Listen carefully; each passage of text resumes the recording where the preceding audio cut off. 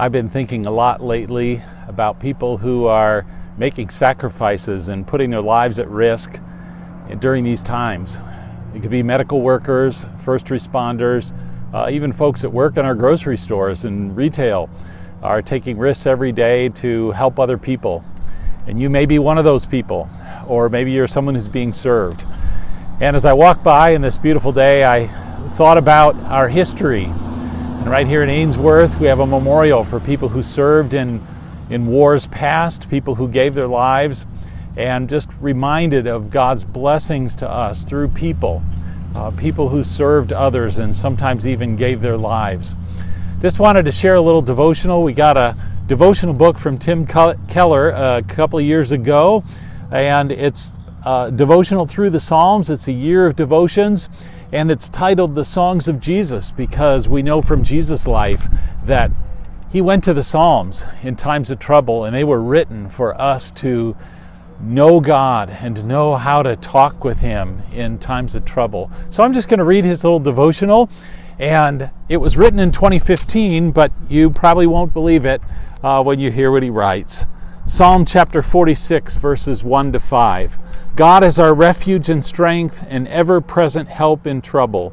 Therefore we will not fear, though the earth give way and the mountains fall into the sea, into the heart of the sea, though its waters roar and foam and the mountains quake in their surging. There's a river whose streams make glad the city of God, and the holy place where the Most High dwells.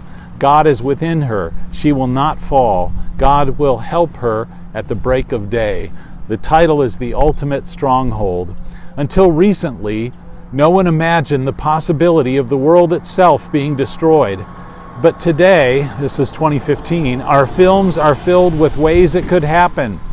But if you have this God as your God, you can face even such cataclysms without any fear. It doesn't say here that God will help you if you get into a strong refuge. It says he is that refuge. God is a stronghold or city that cannot be bombed or destroyed. Though earthquakes and tidal waves dissolve the solid world and civilizations melt, his rule is unshaken. If God is with you, even the worst thing that happens to you, death, only makes you infinitely happier and greater. He writes a prayer that I hope will be your prayer as well. Lord, I feel so vulnerable to disease and injury, to financial loss, to political betrayal, to professional failure.